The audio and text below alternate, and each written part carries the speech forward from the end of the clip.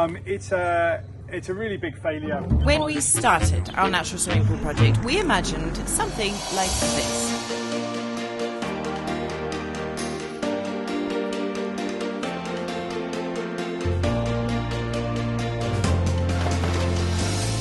But what we ended up with was something like this. Yeah. Not ones for giving up, though. We carried on working really hard, figuring out how to make that dream a reality, muddling through a bunch of mistakes and huge challenges, and doing a fair bit of head scratching. It's not good. All right, my darling, let's do it. And while we sort of got there, we had a pool. It was natural. We could swim in it. Hey, we have a biopool! But it was a bit green.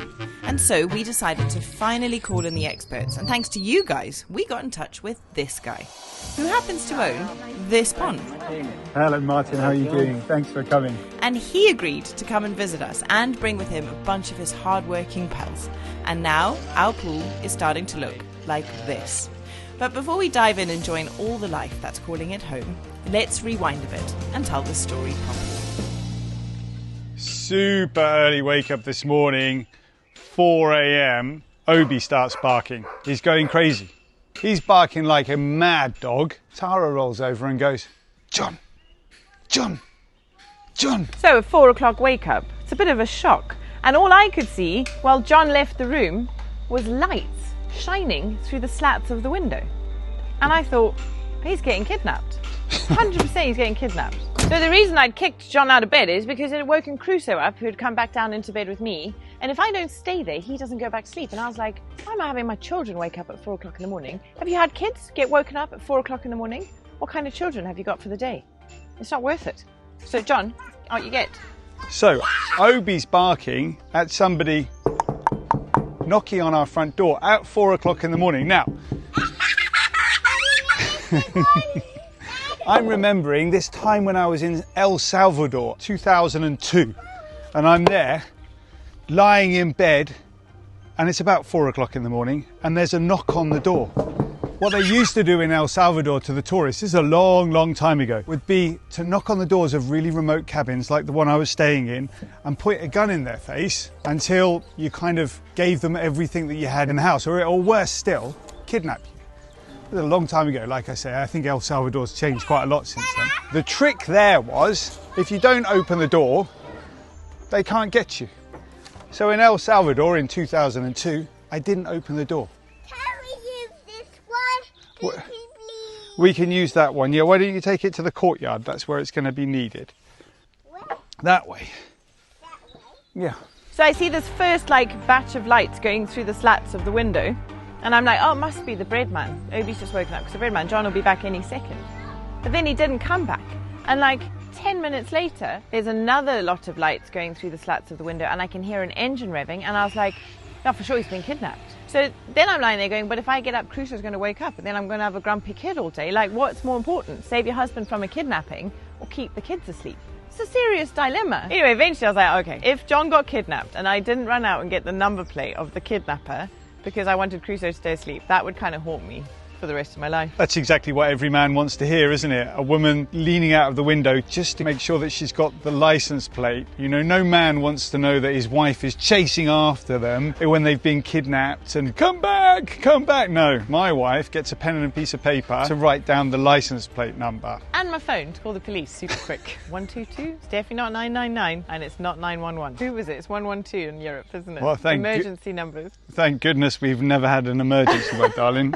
What is it? It's the 112. The emergency would be over. So I got out of bed and I went downstairs with my dressing gown to find John standing there in his knickers, stone next to his ankles, going, it's the bloody bread man. His car wouldn't get into reverse. I nearly smashed his head open. And he nearly smashed his head open. And I was like, oh my goodness, that's ridiculous. Needless to say, next thing we hear is two little feet toddling down the stairs and Crusoe going, can we go for a night walk? Much coffee is needed today. Of course, the really cool thing about that is today's no particular special day. We don't really need to be totally on our top game because, of course, it's only the TV that's arriving today. So the bag's underneath my eyes. Doesn't matter. I'm just going to be on British TV looking knackered. You haven't got two really relaxed children who just... Super hyper this morning as well. Jumped out of bed, 4 o'clock in the morning. Let's go for it. 4.5 hours later, still going for it. Let's go and build a table. Come on, boys, we need a tape measure.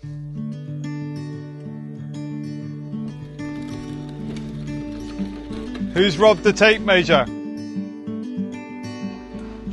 Anyway, thankfully it's a lot cooler today than it has been the last few days. We've had a real kind of arrival of summer with 34-degree heat. Today's really overcast and it's only getting up to 22 degrees. Nice to have a bit of a change. We also, on the build site, have a new stonemason on site. Joaquin yesterday said with the fact that it's now stone for the next foreseeable weeks and months, we need help. From a nearby quarry called Apendurrada, we've got some stonemasons here, getting all the stonework done and getting this house up and at 'em. Will we be in by Christmas? Who knows? So what's happening here? We built this table it was one of the very first projects that we did when we got to the farm. It was a real passion project. I really enjoyed building it, and actually the tabletop came from the wine press, the old Adega, which we're now calling the Not Garage. But was a pretty knackered piece of wood when we first got it, and it hasn't fared particularly well. It's gone very rotten, and the boys have enjoyed picking up pieces of rotten wood and just pulling them off like that. It's a real shame because it's got a lot of history. So what we're going to try and do with this table is just save this middle piece and turn it into a piece of artwork, perhaps, see what we can do with it. And the most important part of all of this is the wood that we use for it. We had to cut down such a beautiful oak tree at the front of our house build when we started clearing the site for this build, and we were so sad about it. John had to stop filming for a couple of hours because we were so emotional. It was horrible, and we really, we wanted to make sure that we honoured that tree. I had visions of having that wood appear in the kitchen, and I'm sure some of it still will, because I love the idea of like the energy where that tree grew from is where our kitchen now stands, and if that wood remained in that location, that's pretty cool. But it's also very special that it will form the table where we spend most of our time as a family at meal times. So to think that that's where that tree's ended up is a really peaceful full circle for me. Okay, good. 2 more. Oh, well done, my boy. It's difficult when you choose a piece of wood. You look at it, well, I do anyway, I look at it and I'm like, I could choose that one or I could choose this one. And the future of this piece of wood now is a table that we're going to sit around forever and ever and ever. And the future of the piece of wood that I didn't choose, we don't know yet. You're building a new fairy garden? Oh, well done, boys. So we've had a bit of trouble with the fairies, haven't we? Yeah. Why haven't they been bringing chocolate monies?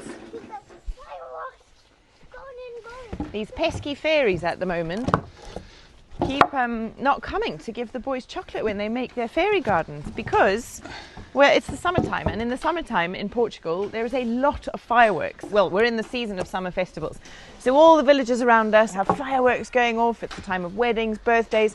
Portuguese people love fireworks, so the fairies haven't really enjoyed flying around bringing chocolate while there's fireworks. Anyway, I'm really hoping that if the boys move their fairy garden a little bit further away from the house and the build site, where it's a bit more peaceful in the garden, those pesky fairies will be brave enough to come out during the fireworks and bring that chocolate money. As grown-ups, we always forget to believe in magic, and I love that the kids remind us to do that. I also think that we've got some really, really great brands that we work with who also remind us to believe in magic. Imagine being able to virtually move your own location so that you can get different prices on things like hotels and flights. And that is where the brilliance of the magic of Surfshark, our all-time favourite VPN, comes in. And if you haven't got a VPN yet, where have you been? Please, please, please use our link to download it. It's surfshark.com/TheNewbys, and if you combine that link with our special code TheNewbys, you will get an extra 4 months of Surfshark for free. There's a 30-day money-back guarantee, and I just don't think any of us should really be on the internet without a VPN. It encrypts all of your data, so it keeps all of your personal information safe, meaning that you'll never find yourself in a situation where somebody has got hold of your information to use it for nefarious purposes. We use it when we travel, we use it at home on all of our devices, because one subscription gets you unlimited unlimited access across all of your devices.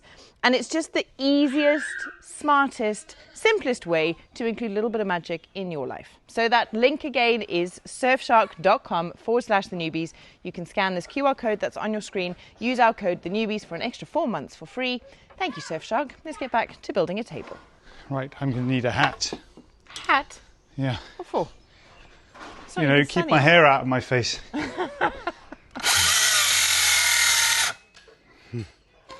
So here we are cutting into slightly wet oak. Wow, boys. This is the sleeping place, and this is the decor. And this is a Well done, boys. Do you think there's enough flowers there? I think they need more flowers. Fairies really like flowers. Crusoe just said to me, Mum, please ask those fairies to make sure that they bring enough chocolate for us and you and Dad and all the construction workers. What a sweet boy. I loved it. Love what? I'm gonna love a new one. His enthusiasm is contagious. He's always so very enthusiastic with everything, isn't he? Mm-hmm. That little one. Crusoe's always pretty laid back about things, but Sawyer will go wild. That's one leg. Beautiful. They're lovely colours, aren't they? Building a table is relatively easy, especially if you just use a really, really simple plan. Is it finished? It's finished. It's finished. Oh my goodness, boys, it's beautiful. That's the Land Rover. It's a Land Rover, is it? That's the Land Rover. I think they're going to love it, boys. Good Mum, work. they cannot hear the fireworks. Okay, is that what you've done? You've made a place for them to hide from the fireworks? Yeah. What are you doing? Cutting pieces of wood, or at least trying to. Those boys have got a lot of energy this morning. So much. Can they help? Of course you can, buddy. But yes, Crusoe needs your help, buddy. He needs you to carry one of those. Yeah, because you're going to put them in my pond for my frog. Okay. Mine's heavier. Gosh, your frogs are so lucky, hey? Yeah. We've got tadpoles in there, everybody. All right, okay, look. Can you measure that? You're both full of energy Yeah, today. It's great. To measure the height of it. That's it. What's that number say? 12. We are also actually waiting for the arrival of a guest today. Let's just say it's the biggest thing that's happened to the farm since we started building a house, and since Diogo came with the bees, Yeah. and since Let's go get the bees. Claudio came with the olive tree. Yeah, this is the cool thing about this project is we get to be put in touch with a whole bunch of really interesting, knowledgeable people in loads of different areas and aspects of what we're trying to do here. And today we have a chap called Martein who should be arriving any second now. A Dutch fella. A Dutch fella from central Portugal. He has a company called Refugio Botanico, and a few of you put us onto him. So thank you so much for that. Martin's speciality is growing aquatic plants. Hooray.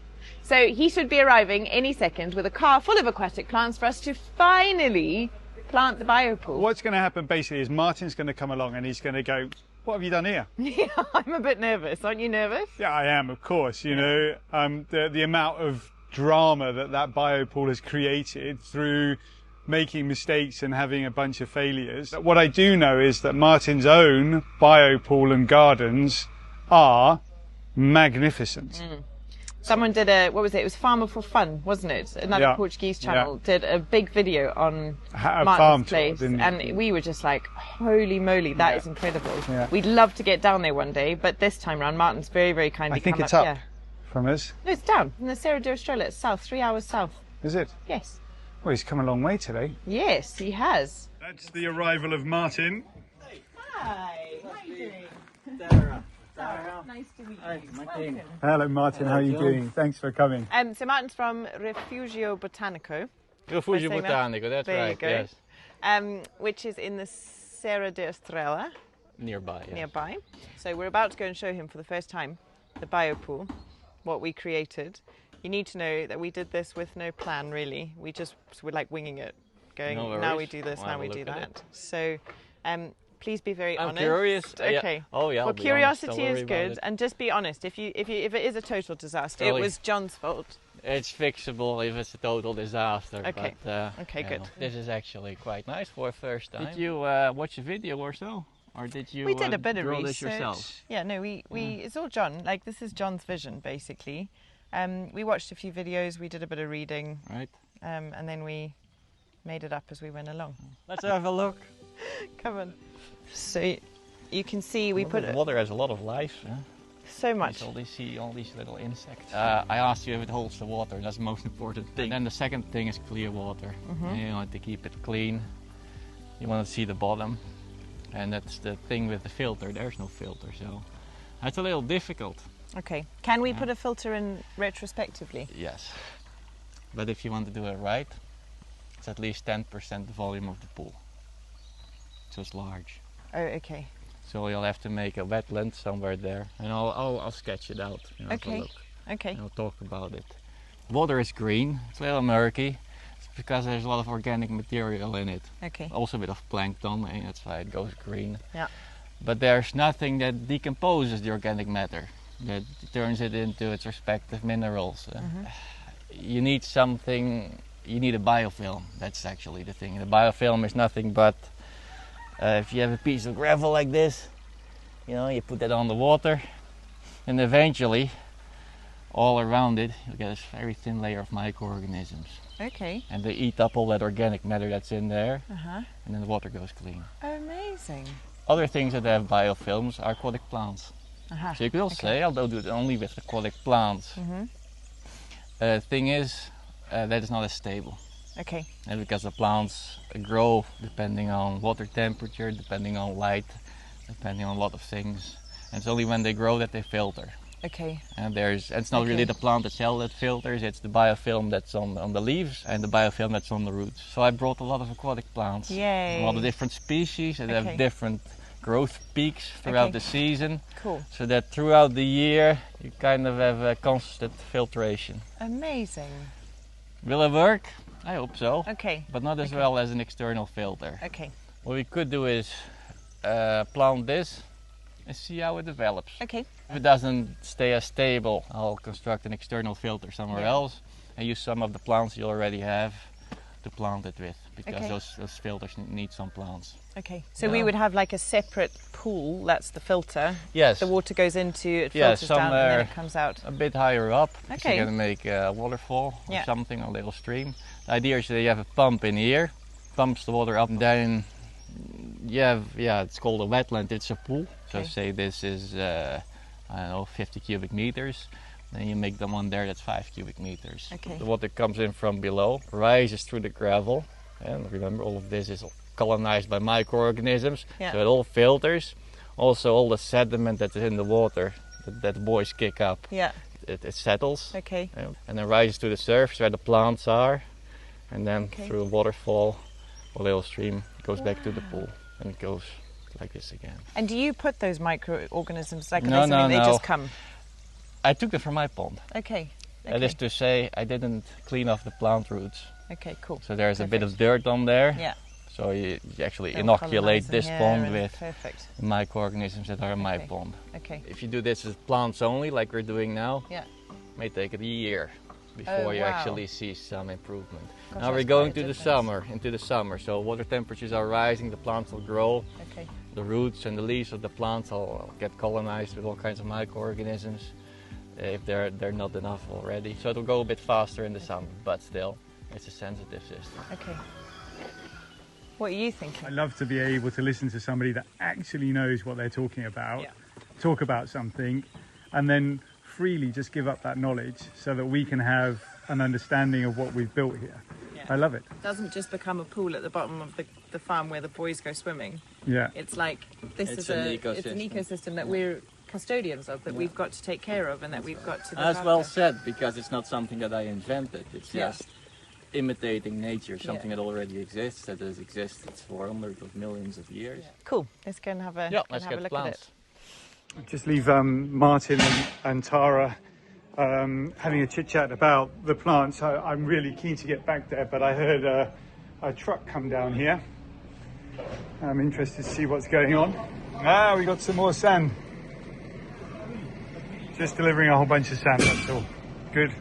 And cement. Lots more cement. So, plenty going on. We're getting a door over there, look. That's going to be the kitchen door out to the veranda. Nobody's coming to inspect the work. All right, head back down and see what's going on. Okay, make life a bit easier. Just going to grab a wheelbarrow. Wow. A little flat from transport. I mean, That's all right. but it'll be fine. That's amazing.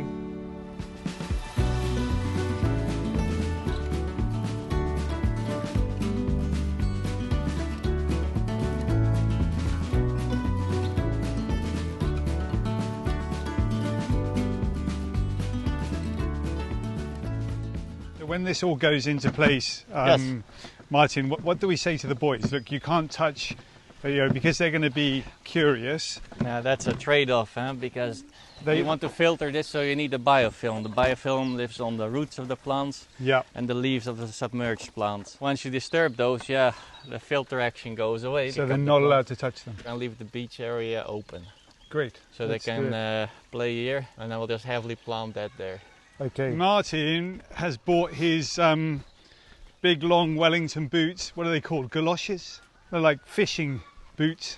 Shall we run through the species? Let's do it. The last time I talked to somebody about aquatic plants, it was the local garden centre, and I Right. said, I'd like irises for water. Yes. There may have been a mistranslation, Oh. but No, she that's bought me ES these. Germanica. And I said, that's not for water. No. They don't go in water. These, in fact, like a lot of sunshine, don't they? Yeah. Like lots and lots of sun and really dry. Anyway, I felt so bad. I bought them anyway. But we've got them all over the farm, Yeah. so I don't really need any But more. maybe it's a different color. Maybe. You don't know. Yeah, it can But be. they don't go in the water, the root will rot. Yeah. Alright, so these are the species, Because of transport they all look a little damaged, but once they get in the water it'll be fine. This is a canna. A red canna. Has orange flowers. It goes Okay. in the margin. This is what they call lizard tail. It's a long white flower. Okay. Long spike. This is a native one. Hypericum elodes. That's a creeper. Okay. Little yellow flowers. This is an aquatic strawberry. It's rare in Portugal. A strawberry. Yeah, well, look here. You get those wild strawberries, they grow along Yes, the sides yes, of trees. yes. They're delicious. The boys love them. We don't have any here, but we have some on one of the walks we do down to the river, Right. and the Okay. boys get so excited. So I thought that, I was like, the boys are going to be so happy. I don't know if they're really edible, but they're not toxic. Here's a flower. It looks like a strawberry, but I wouldn't eat it. It's not toxic or anything. Okay, but the But boys will eat it. Yeah. They eat There's everything. nothing toxic here. I mean, they can graze it all off, Yeah. but it's not good for filtration. So. Okay. This is Veronica beccabunga. That's also a native one. Little blue flowers. This is, in English they call this bog bean, I believe. Bog bean? Yeah, Menyanthus trifoliata. That's a rare one, native one too. Now this is a tropical one. This is, you may recognize, this is taro. Colocasia esculent, elephant ear. It is The leaf will go like beautiful. this. That is a It has big beautiful, roots. beautiful plant. Big bulbs that you can actually eat. Okay. That's really edible. Yeah. Okay. But you have to give it some time because the plant's still really small. Well, this one you already know. It's yellow iris. Great. A couple of water lilies. These are white ones, by the way. Sagittaria graminifolia, little white flowers. Rakes. Thank you very much, my darling. You're welcome.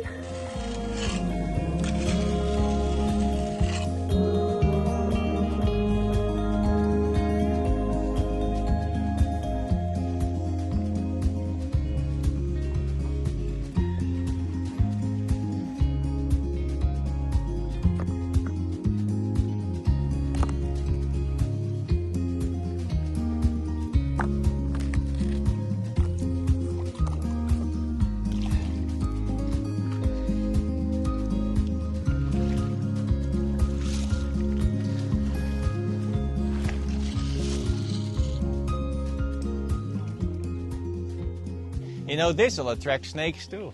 Yeah. Yeah, but none of them are harmful. They actually control the population of frogs. Because the first year, there's no predators, there's nothing that eats the frog, so the population explodes and then it's back all night long. And then the snakes come, they thin out the population. And then later on there are other things that come to eat the snakes. On our land I have eagles. Yeah, they come and eat the snakes. Every year you'll see an eagle that comes and pick one up. This is a very shady spot over here, Martin. Right. Okay. Does it make a difference to the plants, whether it's shady or... Yes, it does. Okay. But I selected the plants on your location, so okay, no problem. Oh, I put the strawberry there. The strawberries? Yeah, they like a bit of shade. Let's do it. Yeah. Now these do the same as the colocasia there. Okay. They make runners. Okay. So we plant everything in the edges here, and then over the next couple of months you'll see runners form, and they'll make these small floating islands, more or less, with the roots that hang into the water, you know. I love it. With the microorganisms. Yeah, I left a lot of roots on, and then we'll backfill it with a lot of gravel and a bit of sand. You know, have a good start. What I'm really excited to do is come down here in 6 months or at the end of the summer and have another really good look around and show everybody what's happened, because this is just going to be wild, you know. It's like planting a flower border, isn't it? But even more exciting.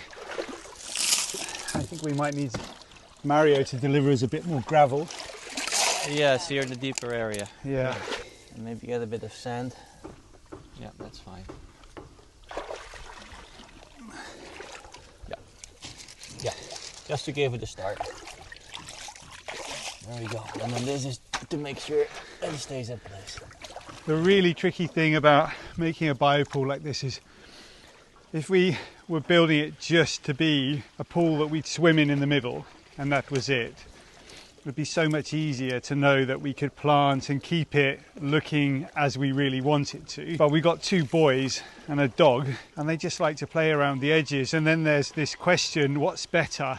Is it better for us to say, no, you can't play in it because we're creating something that's beautiful? Or do you say, okay, boys, just get on with it and have some fun and hope that there's some kind of a balance? Well, actually it's really simple. The plants need to root first, so they cannot be kicked up by the dog. Okay. Well, the boys, well, they speak English, I guess, so you can tell them, be careful with the plants. Okay. Hey? And they can play in this area, that's not a problem. Okay. It'll affect the water quality, of course, when they go in and out, and it'll stay murky. Until the plants are really growing. And it still may look murky because of the sand and the sediment, but the water shouldn't be green anymore. You see now it has this green hue? Yeah. That's microscopic algae. Okay. Plants will take care of it with the microorganisms. Great. It'll change over the next couple of months. Okay.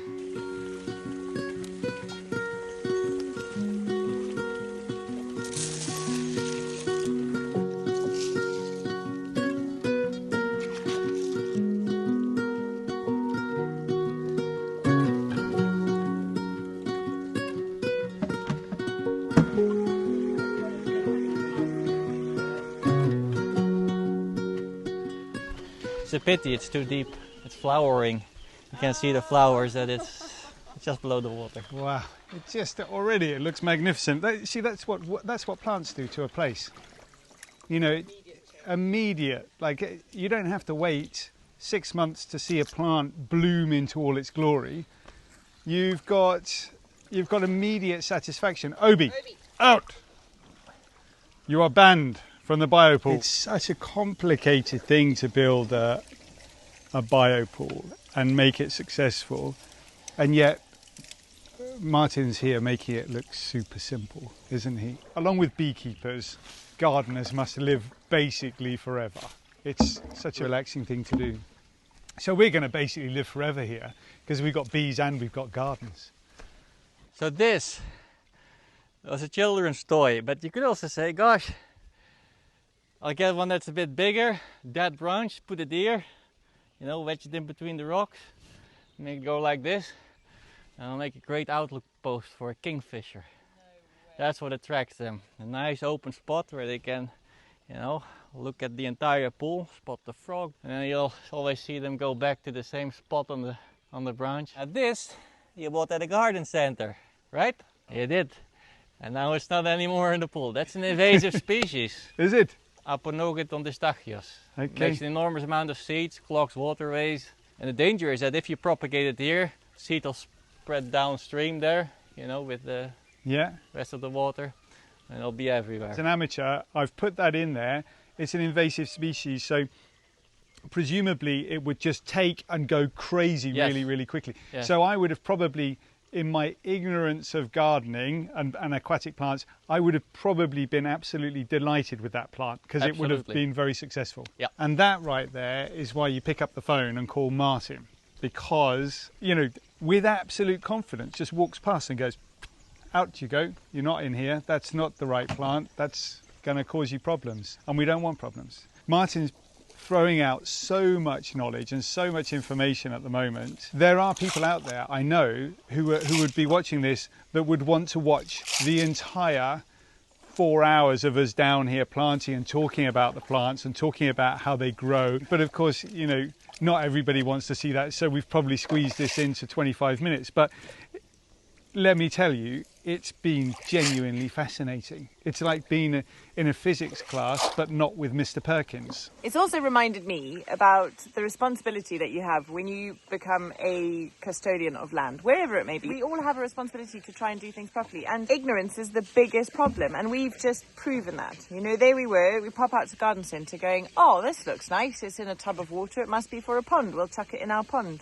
And having not done any research, not knowing that that could actually genuinely not just damage our ecosystem, but damage the waterways around us. And we would be devastated to think that that would be the contribution we would make to the area around us. So there is such an importance to speaking to professionals and getting professional advice. You know, we could have done our research, but how, you know, it would have taken us a very long time to understand the kind of stuff that Martin shared with us today. So deeply, deeply grateful for his expertise and for his advice and for his sharing of his knowledge. And if you guys want to get in touch with him or want to know more about what he does, we will pop all of the links for Martin's business and information in the description below this video. So make sure you go and have a look and check it out. All his contacts will be there as well if you're in Portugal and you're keen on doing something similar. We often get messages from people saying, do you know anybody who can help us? We want to do the same, or where did you find out your information, etc. All of your questions are now answered, folks. Contact Martin, he'd be delighted to help. Martin, your job isn't just planting biopools that have been created. You actually also create biopools from scratch. Yes, I'm building myself. First I started only as an aquatic plant nursery. Yeah. And I also do the pools. I work with a team, don't do it myself only. I'm there to, you know, coordinate it all. Yeah. But there's a digger, or maybe two diggers. Where's the furthest place away that you've built a biopool? Is it just in Portugal, or have you gone to other parts of Europe to build? I used to build ponds also in the Netherlands. Is it? Yeah. So I knew how to do it before I came here. Okay. But it evolves, because you have to adapt them to the different climate, work with different vegetation, different wishes from customers. Yeah. It's always evolving, always try to make it better. I think the boys need to stay out of here for a few weeks, just while it settles a little bit. That won't be difficult because we've got a river just down there, and we can say to the boys, look, let's go to the river instead, and just give this a couple of weeks to settle a little bit.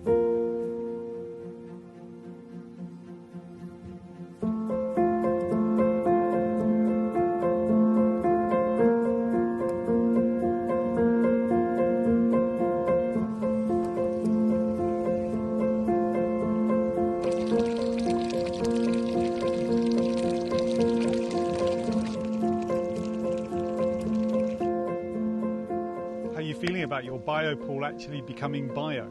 I am very, very excited though. This is amazing to see. Even now, everything's just gone in. It's not established yet, it hasn't grown yet, and it looks so much better. What I am excited to do is go and chat to Martin about the filtration system, talk about what that entails and whether or not we can do it. 2 months from now, we'll have a biopool that's just wild.